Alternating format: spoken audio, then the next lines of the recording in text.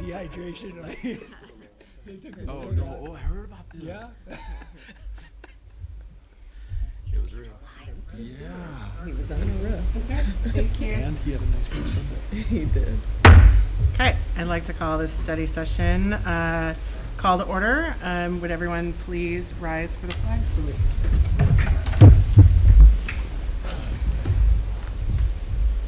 I pledge allegiance to the flag of the United States of America and to the republic which stands one nation under God, indivisible, with liberty and justice for all.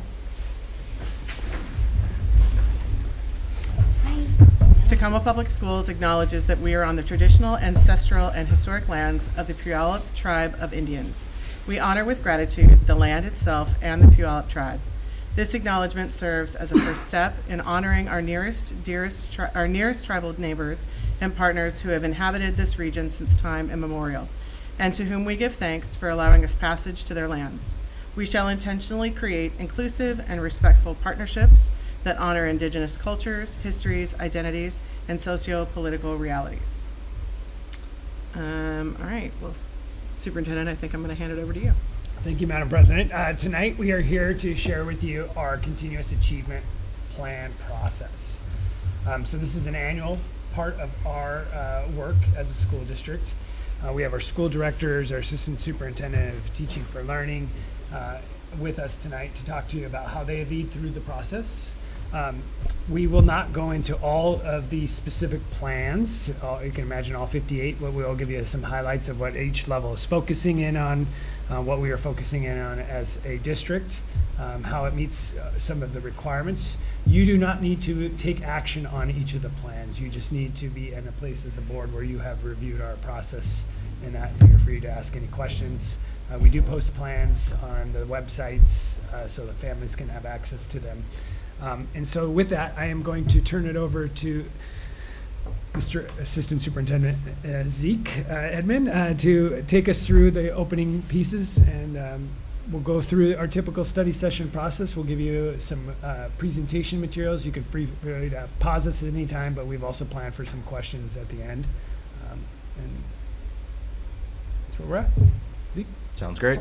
I don't know if there's a clicker anywhere, or we all just want to advance on our own, but as you're seeing here, we've actually been using this kind of diagram or model structure since its inception.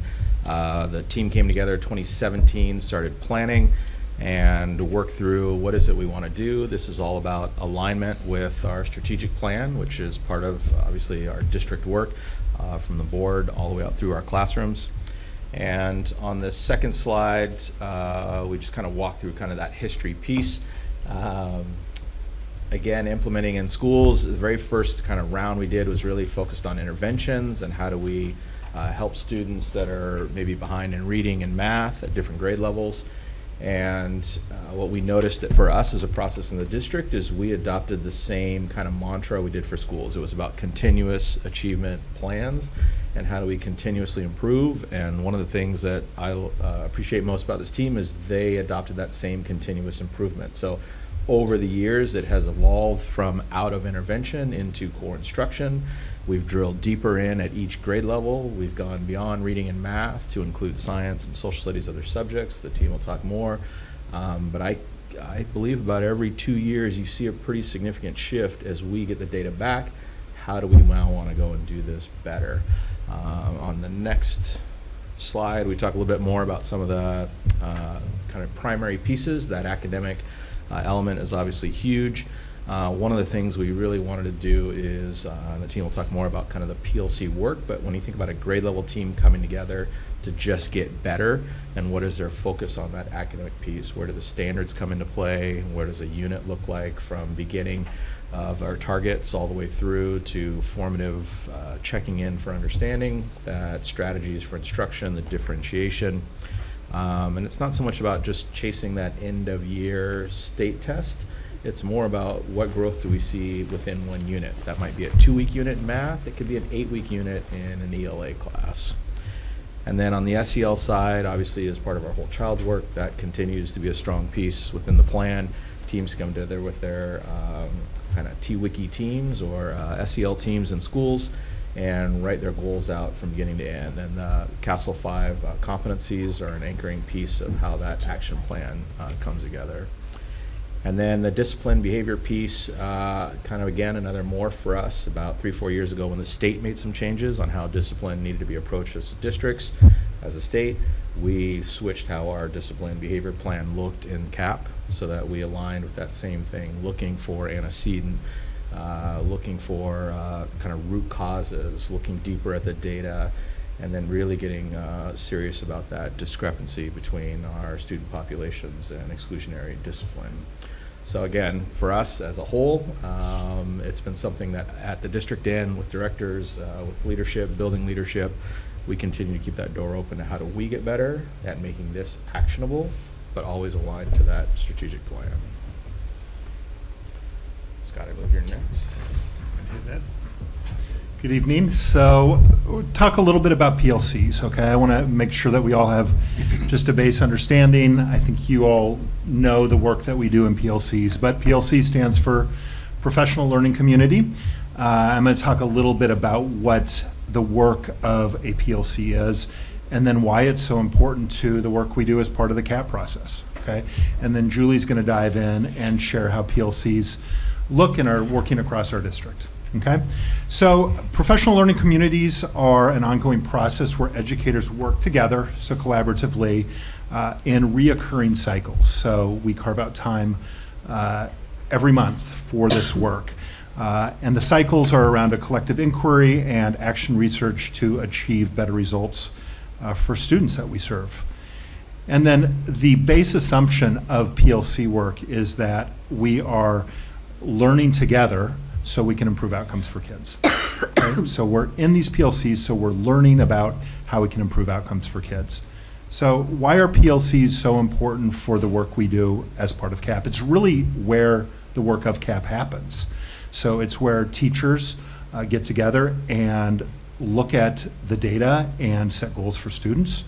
It's where we work with, through PLCs with principals to really do that work school-wide.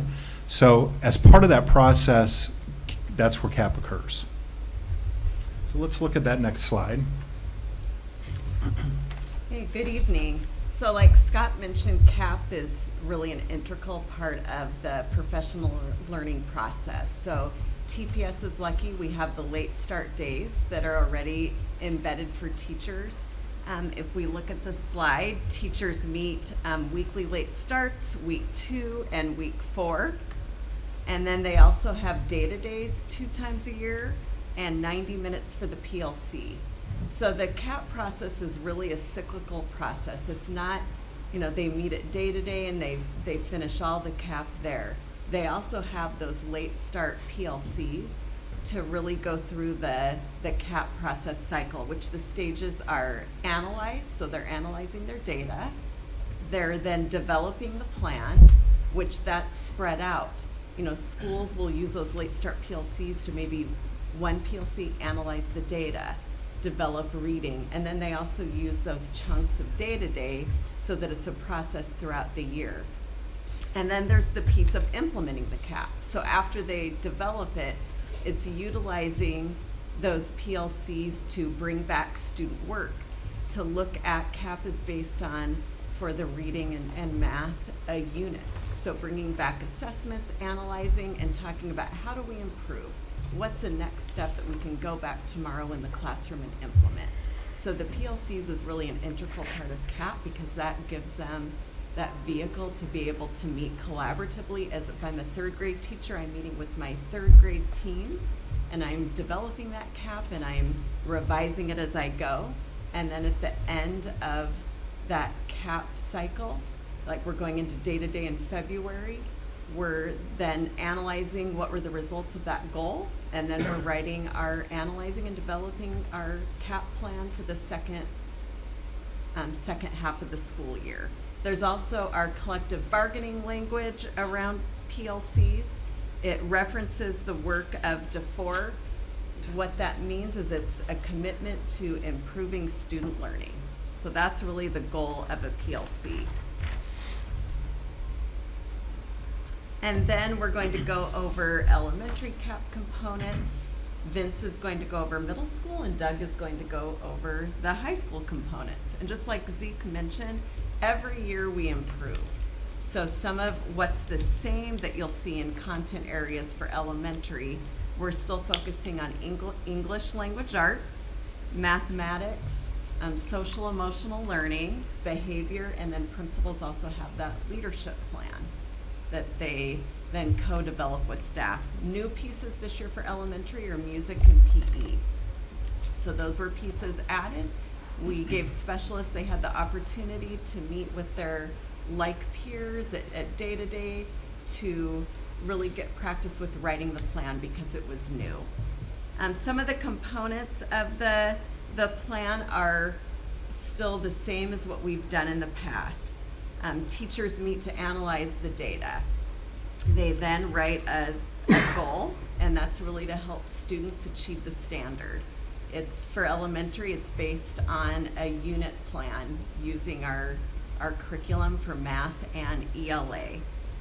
They write action steps that they develop. Tier 1 is really focused on that core instruction, which that means whole group, and then also flexible small group instruction that's still during that core. So they write a reading action step to address that, a math action step, different content areas. Then tier 2 is really that additional small group instruction that's really that double dip in that core. So they're meeting with students that have a specific skill or instructional strategy, and they're meeting with them by, we know the names of students, they're grouped, the skill area, and frequency. And then tier 3 is that intervention. So that would be our LRC, our title, our LAP, and that's where we're naming specific students within the school. So we're getting clear about who is the student, what's the skill that we're going to work on so that we can monitor that. And then really, like we mentioned, that connection to that PLC, that teams are meeting, they're reviewing the goal, they're analyzing student work, and they're making those adjustments based on what students need.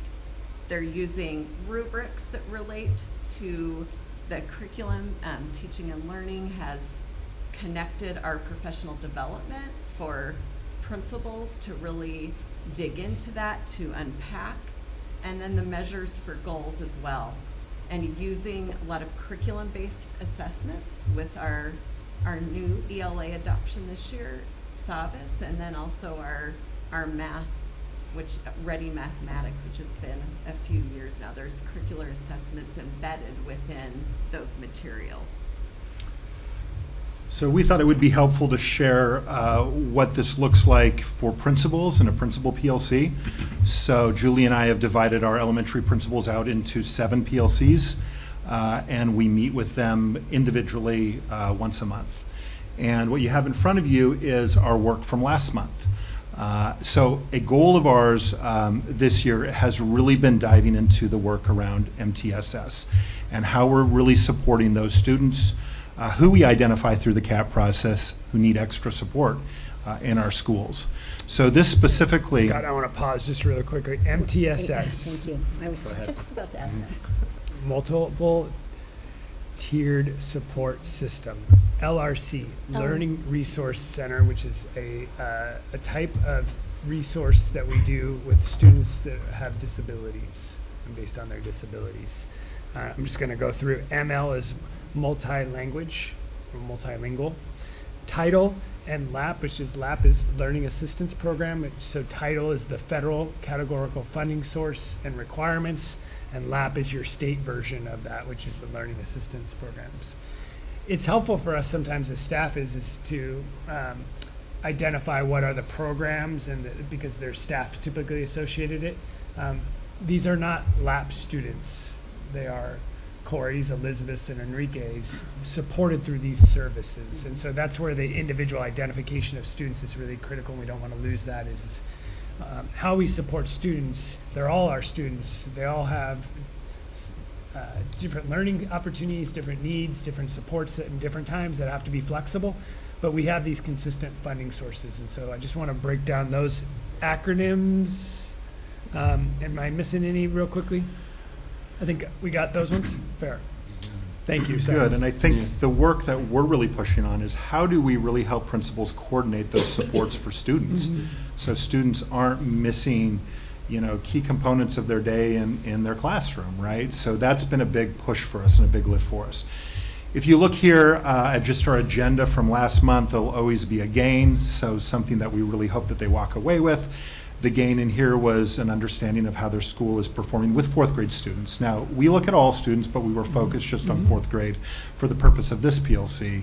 And we were looking at last year's SBA data, and we were looking at fall iReady. Will be exciting. We're going to meet next week with our principals, and we'll start digging into. We have fresh iReady data coming out because our students are testing right now. The window's open. We always have a share, and that's an important piece of the PLC process, is that they're bringing something with them to share with their colleagues and to engage with, in the workaround. So in here, they're bringing master schedules so they can really learn from each other about how they're coordinating that work in their school, what those blocks of time look like where they're supporting students.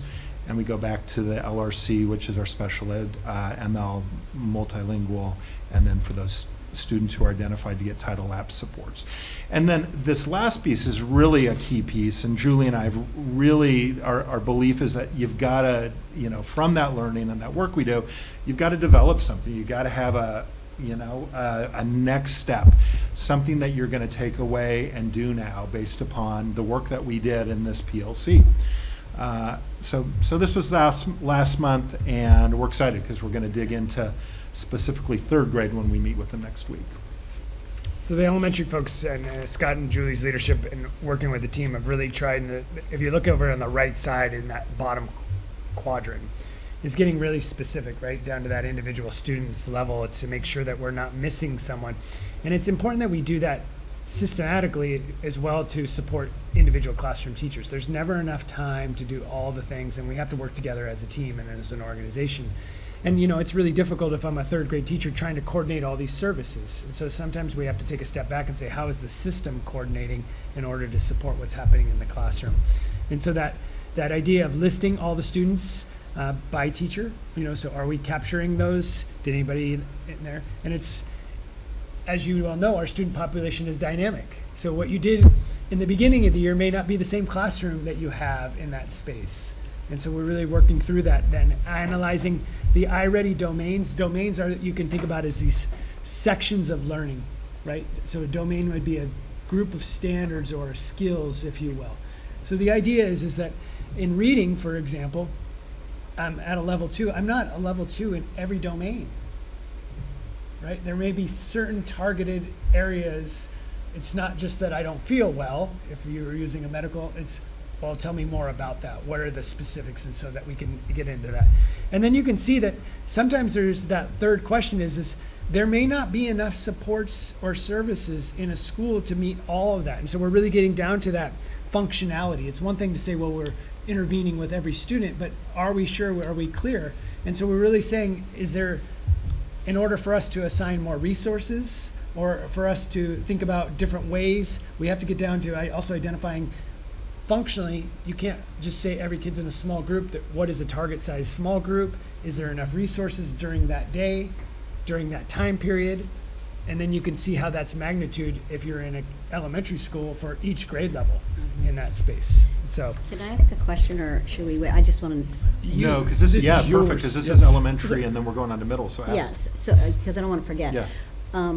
Actually, I really appreciate this because it's so complex. Yeah. I mean, you have so many kids, and you have, as you were saying, Josh, I would assume some kids who are excelling at something, but then they're losing something else, and they need that extra help.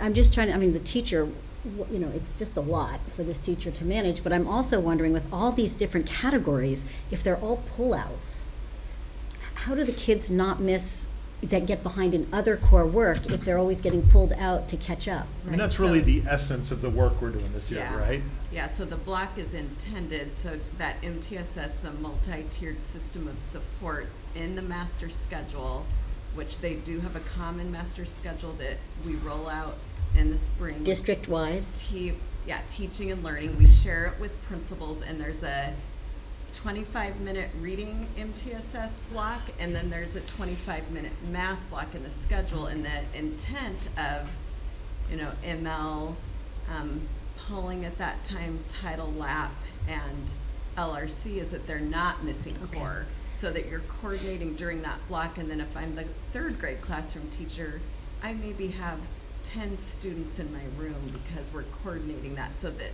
again, 'Cause the others are. kids are out. not missing that core instruction. And then you could do targeted work with those 10 Right, who are left in your room, right? right. Thank you. So That's- the idea and the goal is that everybody gets a little extra, in which Yeah. some could be an acceleration Mhm. based on your skill set and that flexible grouping. And we have to do that holistically because, when you think about that ML specialist, if we're not coordinating what time that is first grade versus second grade versus Mhm. third grade, then it just doesn't functionally work and they're being pulled in different spaces. So what I'm understanding, just to make sure I Yeah. get this, there's a block that's district-wide in elementary across all schools. Then at each school, it's individualized within each classroom, with each teacher, with whoever you have doing the pullouts, right? So that you're not trying to have one person do first and second grade. You've kind of got them played so that they leverage each other. And that'll vary school to school because you have Different levels of supports in Right. schools. Okay. A Blix might have a lot of ML supports, right? And a school like DeLong might not have as much, right? So it's how to work those supports that you have in a school to make sure that you've got a really good coordinated schedule where kids aren't missing and kids are getting the supports they need.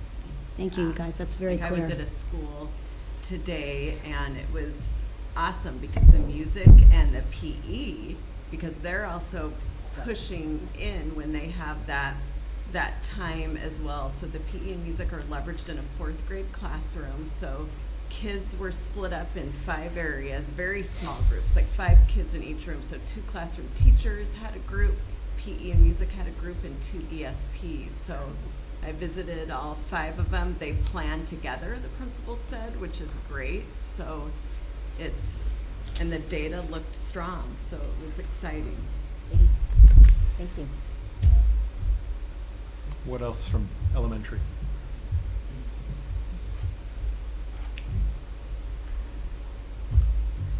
Well, the last piece and one I would just offer is we're always going to continue to learn and adjust through this process. So even as we talk about schedules, we're learning through schedules. We're learning that even as we've identified and said, here's the block of time that we need to create, that we'll have to developmentally adjust, right? We'll have to developmentally adjust next year. What does that mean?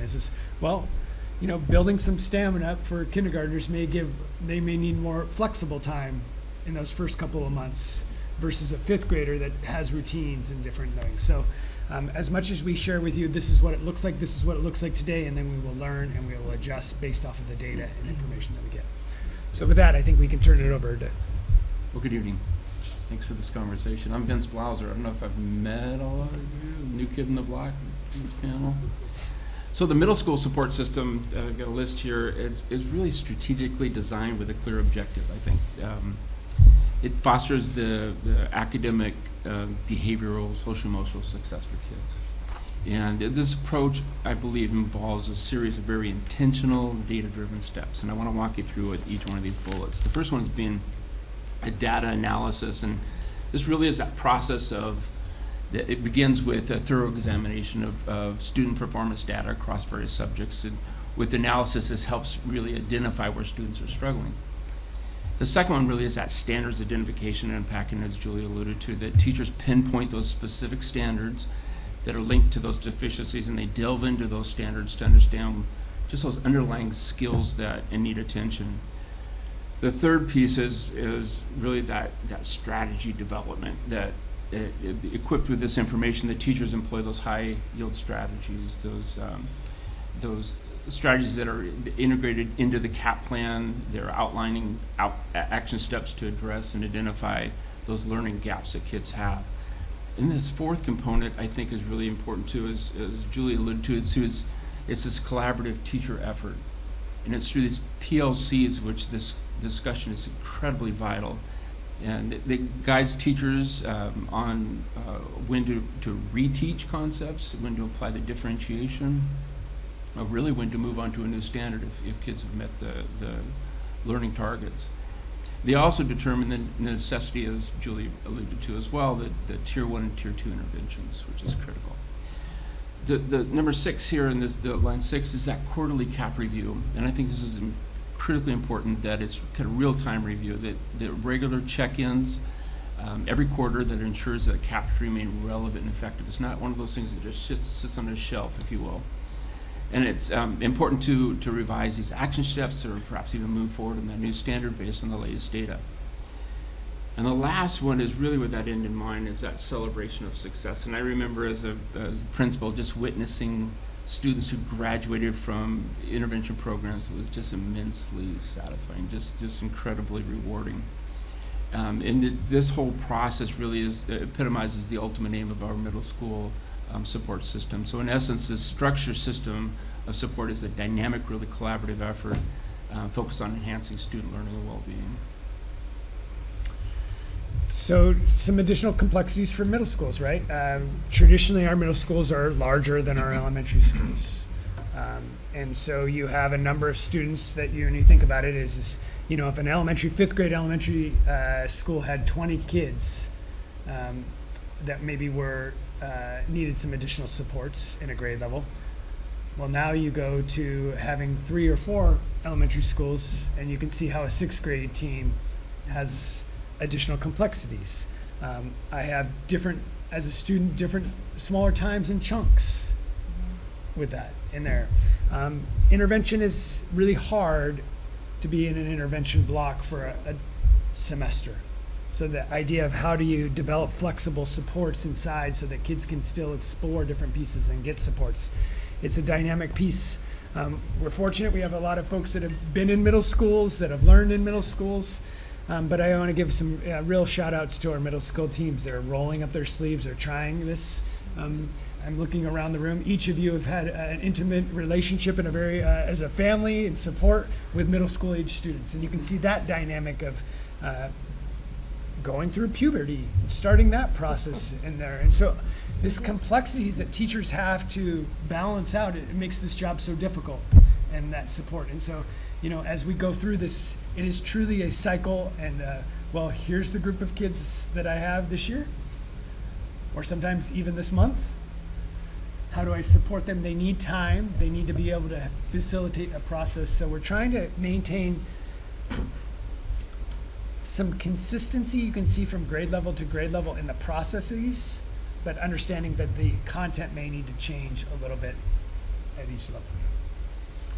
So we'll pause here and see if you folks feel free to jump in. But is there any questions specifically for Vince in the middle school? Fantastic. Okay. High schools, high school cap. I feel like I'm sitting in the little I kid's know. chair. You're in my chair, that's why I almost fell. Is that? Yeah, that's what happened. If I can't get up, so. Anyway. We'll get you out of there. We're actually all enjoying it. I know. Was that intentional? Put Doug in the little chair? No. Okay, so high school cap focus. This year, it's revised for high schools. As Zeke said at the beginning of the presentation, that the cap is the school improvement plan that's required of schools. And so when the cap team was looking at the high school cap of the past, we realized it really wasn't aligned to a lot of the state required benchmarks and board benchmarks that you have set that are pertinent to high schools. So we, as a team, redesigned what the high school focus is. And so if you look on the slide, the Washington School Improvement Framework, which is WSIF, is broken down for high schools. You can see 50% of the score is based on their graduation rate. So it's a big piece of the high school, as we all know and are all proud of our achievements in that area. The academic achievement, ELA and math proficiency, so that's the SBA scores in math and ELA, so there's 80% that the state focuses on. Then you got multilingual progress, there's 5. And then you have 3 school quality student success indicators. Regular attendance is 5, track is 5, and dual credit enrollment is 5. So there's the 100%. So there's the state side. And then we put over here on the right side to see the alignment that you, as the board, have set matches what the state has set. You have a district goal, graduation, which is certainly aligned with what the state is looking at. You also have percentage of students earning C or higher in ELA and English or or algebra or geometry. You have course failures, multilingual progress. We have verified acceptance to next institution, which is our banning. IRCs, industry recognized certifications, and academic rigor, which is aligned to the state's dual credit enrollment. And then also pertinent to high school level, you have health and safety goals, extracurricular participation, and exclusionary discipline. So all those pieces, or you'll see, most of those pieces are included in the new high school cap. So if Julie clicks to the next slide, it's the same slide, but those red font indicates the goals that you have set that are part of our cap. So you can see that almost every goal that you have set that pertains to high school is now part of the high school cap. Academic rigor, just because it's highlighted doesn't mean it's not important. It's very important, but that's more of a yearly cycle when you get students to enroll in the spring for the next school year. So it's not part of CAP, but it certainly is part of our goals as high schools. And then you look on the left side and you can see how aligned it is with the Washington School Improvement Framework as well. So that was the changes for our high school cap. So far, it's great. I have a smaller group of schools to deal with than Scott or Julie or Vince, and so we meet one-on-one monthly. We look at data. How are we doing with, percentage of students earning a C or higher? Our data team, DART team's done a great job with Basecamp, giving us reports that are accessible, understandable, and we look at those on a monthly basis and then make corrections along the way so that when we get to the end of the semester, which is coming up in a couple weeks, we can really look at, okay, where did we fall? I'm just picking one out on percentage of students earning C or higher in ELA, math, or algebra, geometry. So that leads us to questions, or Josh, comments. Yeah, I just wanna- I do have a question. Yeah, Please. So curious about, did you want to add? Go ahead. Okay. So in terms of the revised high school cap plan, were there things that were not included that, in terms of like the alignment between the board and the state? I'm just curious, like, I guess I'm curious, like, being able to see a side-by-side of what they look like compared to what they look like now. I would be curious. I want to make sure I heard you. Yeah. So, are you looking for what the state is measuring and what we are measuring and the gap between the two, or are we talking about last year's cap process and this year's cap process? So what I heard Doug talk about, what I heard you talk about is that there wasn't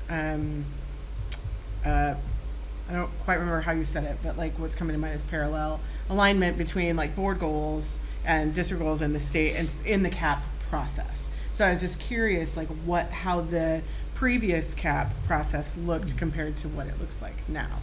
The previous cap process was very similar to middle school and elementary, where we looked at standards, taught Okay. towards those standards. But now, because high schools, just by their nature, we have graduation pathways, we have credits, we have high school and beyond plans.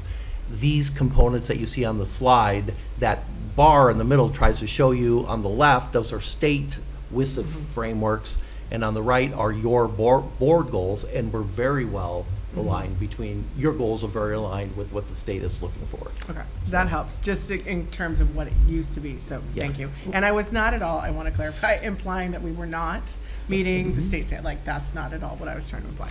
No, one of the things we learned through the process and the adjustments that Doug and the high school principals have really led us through is we have a number of staff at high schools that play different roles. And so one of the things that's, when you look at graduation and when you set a goal for graduation, well, of course, everyone contributes to the graduation piece. There's a lot of in that opportunity, but that wasn't able to give us data in a monthly basis, right? And so that was, you know, there's a different team that is going to develop a plan on, so how are we tracking graduation? That may be, for example, counselors helping play that developing role in that space or in the BANI. Versus extracurricular participation that gave the athletic directors and the advisors a different way to engage and bring their voice into what is their continuous achievement plan and how are we working towards that. And so those revisions, I think, have really brought relevance to that level at a different. Thank you, that answered my question. Thanks. Anything else? Question? The ninth grade on track, you just described what that terminology means. Ninth grade on Right. track means, the state defines that as a ninth grader is passing all enrolled classes he's enrolled in. So if they're passing all classes, they're considered ninth grade on track. And then the dual credits, to get the full 5% of the score, does that mean a certain percentage of the kids have to be enrolled in some of those outlined in their IB or? Yeah, the state will look at the percentage of students enrolled, they'll look at a graduating class and say, what percentage of that graduating class took at least one college and high school AP class? They include Running Start, CTE, dual credit, something that they earn college. Yeah, What percentage, and then they gradate that percentage, and if you're high, which Tacoma schools are, you get a high school. If you're low, then you're like a 1, and then that would be an area where you'd have to Yeah, improve. so what's the threshold for getting the full 5%? I roughly? don't know. I think that varies depending on the state. 2.5. It's a 1 to 10 scale, there's no 0. And we, in that area, to Doug's point, we've been in that 4 or 5, even as high as 6 points. When you look at it as every school district, or every high school, and then every district gets scored on all of these categories. So not 2.5 of the percent of the students in the high school have to be No, in the it's, class. It's a number. Flat fixed scale, yeah. Okay. Decile. They kind of break it up into deciles, and 2.3, I think it is, Yeah. is the bar that you have to get over to not be recognized for improvement. Okay.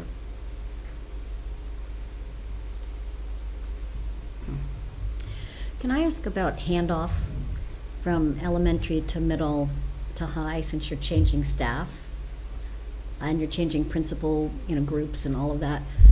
How is that fluid for you? I mean, what do you guys do to prepare for those entering ninth graders, entering, sixth graders, to make sure that nobody falls through the cracks? So at the high school level, we have, there are multiple things. To prepare students for taking courses at ninth grade, counselors go down to the eighth grade classrooms at the middle schools, and they register, they counsel kids on what high school is. You have to have 24 credits to graduate, all those things, and they help guide them into selecting the right courses at ninth grade. We also have events where it's not universal, it's not at all the high schools, but most of the high schools have a day where eighth graders come up and visit in the spring. So this spring's eighth graders would go up and visit with the ninth grade, and some of them will attend classes, they'll eat lunch in the high school cafeteria, and then they go back to the middle school. We also have high school jump starts in the August, where kids come for 2 to 4 days, depending on the school. They learn how to open their locker, they take a tour of the school, how to line up for lunch, those things, just to make them more comfortable. Learn the school's fight song, and, it's all kinds of things that happen at those jump starts. I think there's some complexity maybe to the question is that oftentimes we may not hear when we talk about a school is every year there's a new team, right? Every year there's a new team in the sense of there's staff turnover, and you've seen based on our retention rates, we have a really high retention rate, but there's still new people.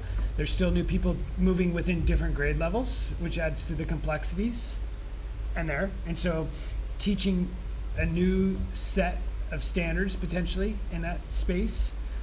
The dynamic of the PLC team changes in that space. Every year there's new students, and as you well know, and every month there's new students. And so there is that continuous change that makes us work so hard in that. And so that's where we try not to just change the process we talked about, and you've seen this in previous years and previous slides, there's some consistencies. The indicators change sometimes, but we try to continue to revise, make the process more streamlined so that allows people to get to those questions of support faster in there. We are a choice district, so we have students choosing in that space. And so that's what makes learning so hard in the K-12 system is it's not like you're the same place in that same time. And then, you know, when you get to the middle schools, you have a 6-period day potentially, and then you start to have multiple kids and you're trying to focus in that. And so I think that's a little bit of the complexities that you're, and so there's these activities to try to support students and we try to support staff, but it's not lost on us and how complex that really is. And thanks for mentioning that, because that was kind of I love this. I love that we have all these things to socialize students and prepare them, and so take the fear factor out, et cetera, and familiarize them. But I was also thinking about the kids that are in elementary school in these special pullouts. Then they go to middle school. Now they've got not one teacher, but 6. Or whatever, if they have 6 periods and 8 or 5 teachers, whatever it is, subject matter wise, and it's complicated. And I'm just wondering how those students who, you know, were in intervention or other programs, how the handoff works to go up a level so that they don't, and especially with school choice. I mean, I hadn't even thought about the extra, I know the high school part, but school choice in the elementary and middle school, it just complicates it so much more about the shifting and kids moving from school to school. So just was wondering how we make sure to track those kids that are needing assistance to make sure they don't lose anything by 3 weeks into school. Somebody figures out this kid isn't catching up with the whole classroom, and then they really have to do some remediation. So I'm just sort of wondering what our strategy is. I'd throw in just a couple of things. So 5th grade teachers, so speaking to elementary, and I speak as a former 5th grade teacher, right? It's part of the DNA of a 5th grade teacher around really that preparation and helping kids, especially now that we've rounded in, into the new year, getting kids ready. I would say our schools have these unique relationships. If you look at Hilltop Heritage, the way that the counseling team is connecting with the elementary schools and how that exchange goes, I would say consistently the work is happening. I think it might look a little different in each of the feeder patterns. And I think we have played around with our own principal PLCs and have tried some different ways to get middle school with elementary and with high school principals together throughout the year. Last year we had a model where we were doing it monthly, and this year we backed off a little bit because we really do have unique work at each grade level. So I think we learn every year about how we do that, right? How we get those principal conversations happening at those different levels. It's a challenge, though. Yeah, thank you. I got a situational question.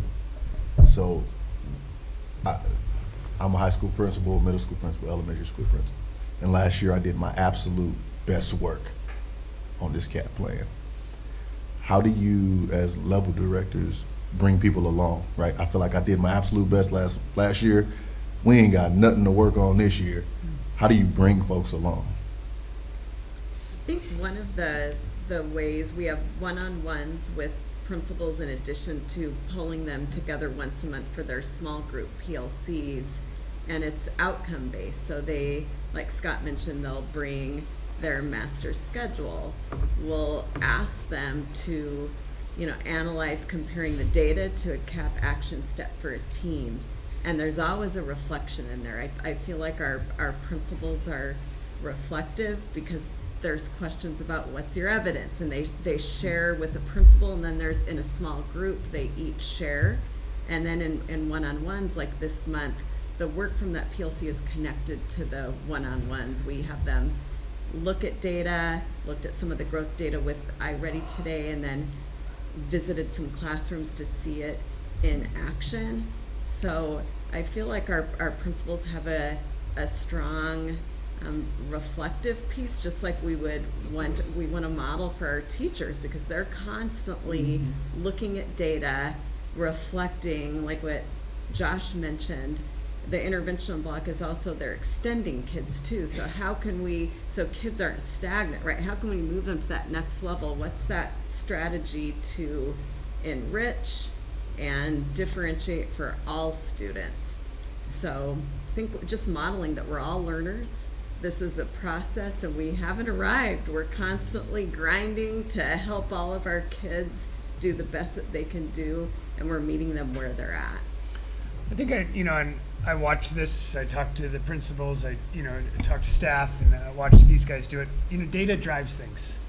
And so the short answer is okay, but we have to start over, right? Every year it's a different group of kids and a different things. And that's as an educator, there's some highs to that, and it's tough, it's tough because sometimes you feel like you don't get the quick wins always, or when you're supporting 140 kids or 150 kids in a day, it's sometimes tough to see those quick wins. And Vince's last bullet around celebrate the successes is something that we really try to do. Last year we had without killing the headline for your report next week, we had 1,698 graduates. 1,678 of those graduates took a dual credit class.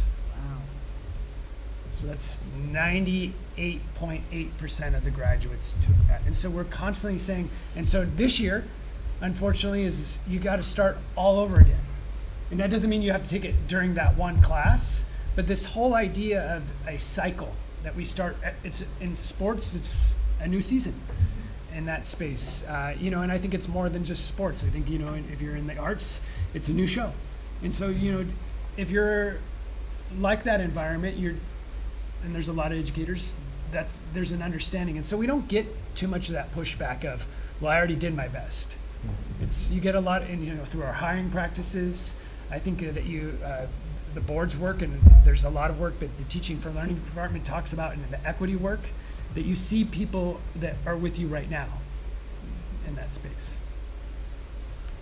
So I kind of have a similar vein question, thinking about the times that I've participated in this reflection of, like when CAP plans have been presented to the board. I know that there was like that newness to it. And so I'm just curious, and Julie, I feel like you gave an example of this, but I'd like to hear, I'd be curious to hear more about how staff have evolved in this practice, and how, at a classroom level, how were they feeling? And I don't know that you can give this answer because you're not clearly those individuals, but I'm just curious, how our classroom teachers feel that this process is supporting them in their work in getting students where they need to be. Does that make some sense? I see Zeke nodding, so I feel like I got a little bit of a thumbs up. I might be able to take that just because being a principal just recently and share that experience. I think about the CAP as a storyboard, and if you think along those lines, it's telling the story as you go along. And if you can keep that CAP story in front of that teacher's view, you're looking at what are those strategies, what are those action steps that are having an impact on your child's growth, and how do you know? And if you keep that alive and keep it in front of them, then you're always having those conversations, whether it's PLC or you're checking in, on a quarterly CAP review, or that it's not something that the old or the school improvement plan sitting on the shelf. It looked good for a board, it looked good for a community, but the beauty of the CAP is it is telling the story in real time. So you're looking at those interventions and you're saying, well, is Johnny moving? And if he's not, that's good data, because now we have to adjust the action plan. What are we doing differently? And that's where that PLC conversation, those ongoing, and it goes from kindergarten, first grade, all the way up, and it should go to middle school and then transition to high school, and then it gets more and more complex as it goes through there. But when you think about it through that storyboard lens, it's a live document. It's a functioning conversation that is evolving and moving constantly. We ask our teaching and grade level teams to identify the strategies, so the voice is there, and you've heard it and we've heard it, and for some there's work, and what I mean by that is the process is work, and I want to acknowledge that to stop and as a professional and in your day and reflect and then ask yourself, what is it that we need to do next in that space, is not easy. Because, you know, what you did do sometimes didn't work. And as a professional, you take a lot of pride in, and it's a vulnerable spot that it didn't click. But that's what makes teaching so complex, which is not everything is going to work in that exact moment. I mean, I always think of, you know, when we, as a country, when we launch a rocket, right? I don't know if you've ever seen a rocket launch, right? It's fascinating. There's thousands of people there. You can listen on an AM transistor radio, and it goes a little like something like this. Shh, the wind's blowing 1 degree off from the right, we need to hold. And I always relate it to, gosh, if we could do that in education. Shh, little Dougie's having a rough day today. We're going to hold the whole launch. And that's doesn't happen. We don't have that in that. We're not going to call you Liddy Dougie, I promise. I can't speak for the superintendent, but. I want to acknowledge that teaching as a profession is hard work. And I say that holistically as if you're a counselor developing plans to support kids, that is hard work because it is not just a cookie cutter experience. And we do ask our staffs to work together, to strategize, to reflect on that. And just like you ask us, in what is working, what's not, what is your next steps? And we try to do that with support, but it is a lot. And, you know, and that is the right work to do, to engage those that are working with kids right at that level to help identify what is the plan into that. And to do that in a coordinated manner, and so that kids don't slip through the cracks, so that we can list the kids to make sure that we get the supports, so that we can identify them. That's how we can look ourselves in the mirror and say we are identifying in an equitable fashion, are our kids getting the necessary supports? Or I would even push myself to say is the best supports that we have in the current moment, in the current time. Thank you. Does anybody else have any other questions? Okay.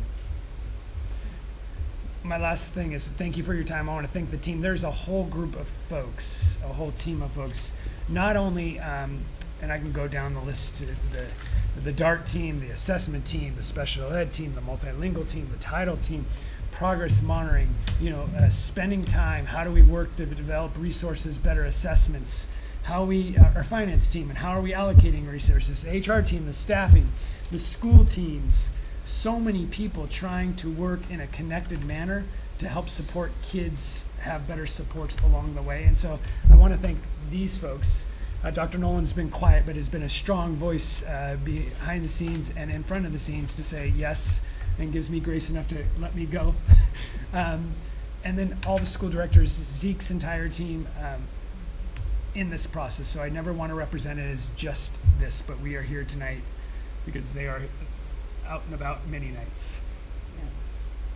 Yeah. Also want to just say thank you to everybody. I know how hard everyone works, and we're seeing the results with a high graduation rate and you know, all the pathways, the Vannies, number of Vannies we had last year they completed, and just the numbers, the data doesn't lie, but it doesn't mean that there are kids who still need services that somehow, you know, have been missed. Well, it's great to hear that there's a plan, a net to catch them, and appreciate everyone that's doing all their work. Thank you. Thank you. And please pass our thanks along down the line. Absolutely. If I can get out of my chair. Oh, Sorry they did that to you. I don't think, Doug, I don't think we're quite done yet.